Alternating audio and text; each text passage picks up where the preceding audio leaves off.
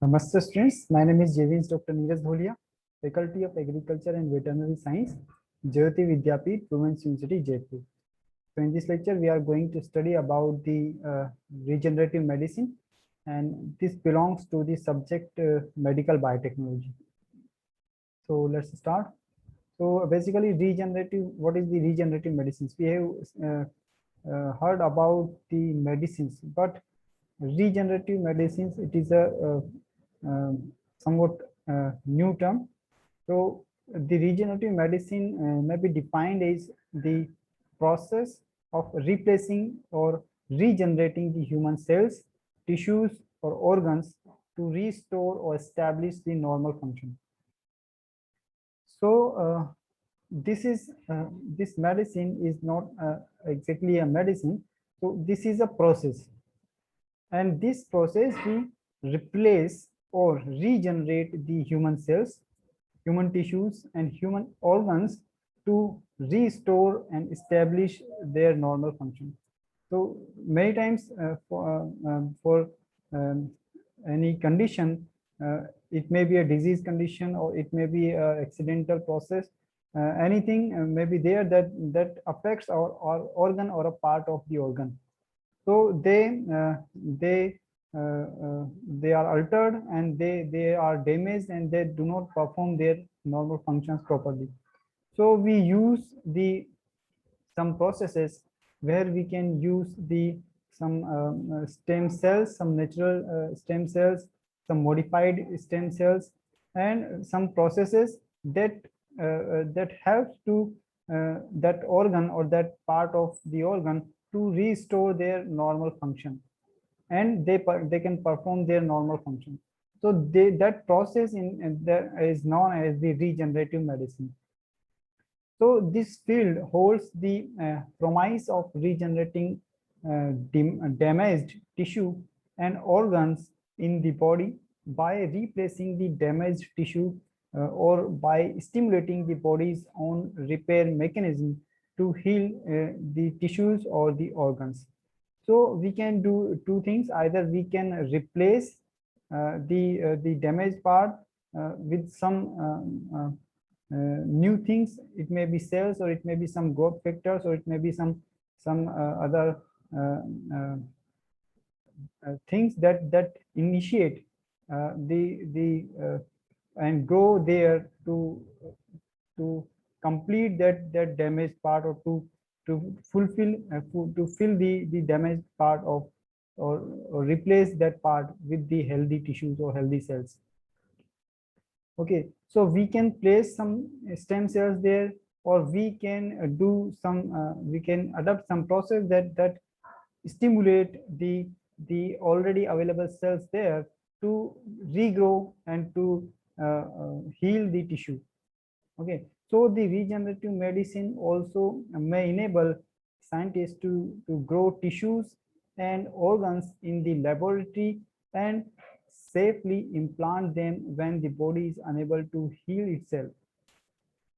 So there are many cases where our body is not in a proper condition that it can heal the damage. Okay, it may be some depressive condition. It may be that the old age may be a factor that do not allow to heal the body with the damaged part. Okay, or uh, if the damage is larger and it is not possible to heal itself in right time, so we need some associative processes. So in that condition, we can use the some processes, and in that we can grow some of the part of that organ or tissue in the labs, and we then after um, growing that organs or that part of the organ in the laboratory, we implant that part in the original site of the body to heal that damage very fastly, or comparatively fastly. So the current estimates indicate that the approximately 1 of the 3 Americans could potentially benefit from the regenerative medicine. Okay, so it is also true in India and in many countries, but it is very well utilized in the developed countries, and in the developing countries it is in under process. And some of the cases are there that utilize the regenerative medicine to use them as a potentially positive manner. So the regenerative medicine refers to a group of biomedical approaches to clinical therapies that may involve the use of the stem cells. Okay, so in the further lectures, we will study that what is the stem cell. There are many types of the stem cells. Basically, stem cells are the immature cells which can produce any type of the cell. So we can say that stem cells are the seed. Okay, because the seed can make the whole plant. Okay, so that's in comparison to that, the stem cells can make any type of cell. Okay, we can stimulate the stem cells to make a specialized type of cell from the stem cells. So that is known as the differentiation. Okay, so differentiation can be targeted differentiation. We can use specified initiators, specified stimulators to bias the maturation of the stem cells that produce the progenitor, that produce the specified type of cells which we require. So the examples include the cell therapies. So the injection of the stem cells and the progenitor cells can be used. Then immunomodulation therapy is also there. What is the immunomodulation therapy? The regeneration by biologically active molecules administered alone or as secretions by the infused cells. Okay, so in the immunomodulation therapy, we use such type of materials that regenerate by biologically active molecules.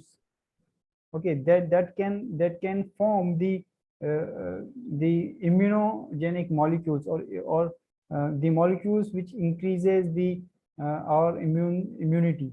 So that type of molecules can be secreted by the biologically active molecules or biologically active cells. So either we can use the cells itself, or we can use the you can use directly the biologically active molecules. And along that, the tissue engineering is also there. The transplantation of the laboratory grown organs and tissues is known as the tissue engineering. Okay, so engineering is a field where we make something like a machinery or a building, etc. So in the biology, the tissue engineering is there, means we are making the tissue outside the body. Okay, and after making that tissue, we will transplant this in the required place. So transplantation of the laboratory grown organs and tissues. So in some case, the organ formation is possible, like for example, the skin, because it is the simplest organ to form outside the body. Okay, and rather than the different organs are there which are anatomically they are complex, and the formation of that complex organs outside the lab, outside the body, is a very critical thing. So in that case, we can generate only tissue, means the part of the organ.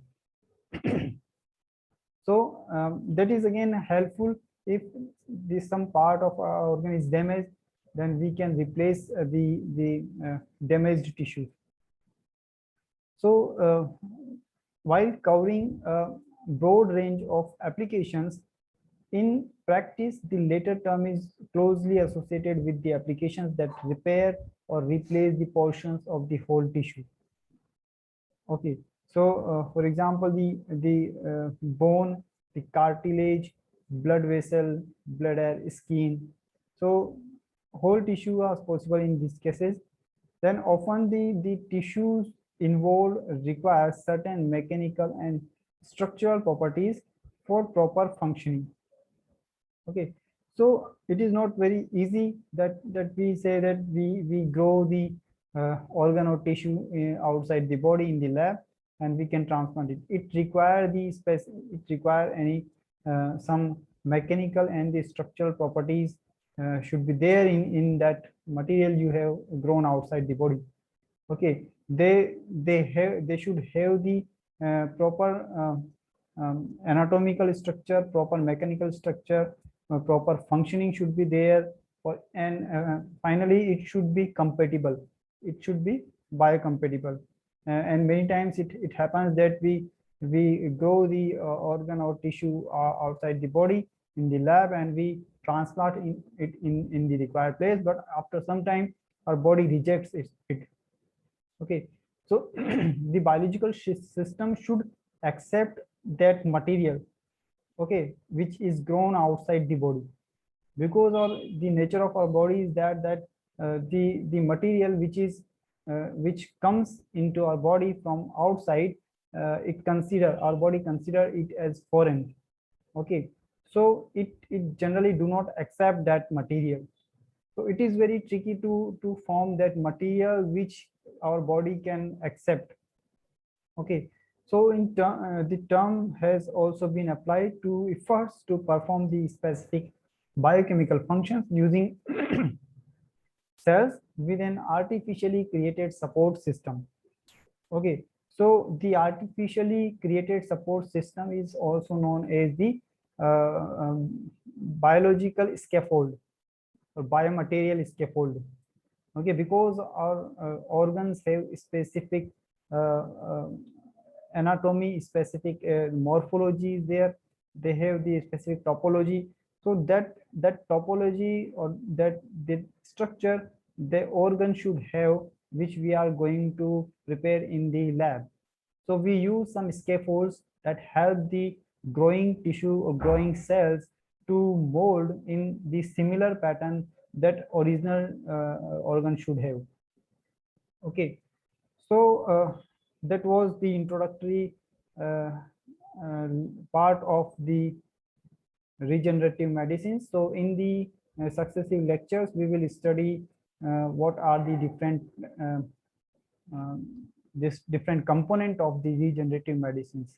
Okay, so for example, the stem cells are a part of the regenerative medicine, and there are different types of the stem cells are there. Okay, the tissue engineering itself is a part of the regenerative medicine.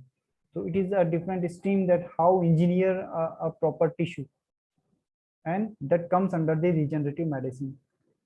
Then biomaterials is one of the component of the regenerative medicine. So for the different organs, for the different sites of the body, we have to use the different biomaterials, because the biomaterial should be biocompatible to our body. Okay, so what should be the proper biomaterial, what is different components, what are different types of the biomaterials, we will study in the successive lectures. So that was all about the regenerative medicines, and hope you are satisfied with this little session. If you have any doubt, any query, you can write in the comment box.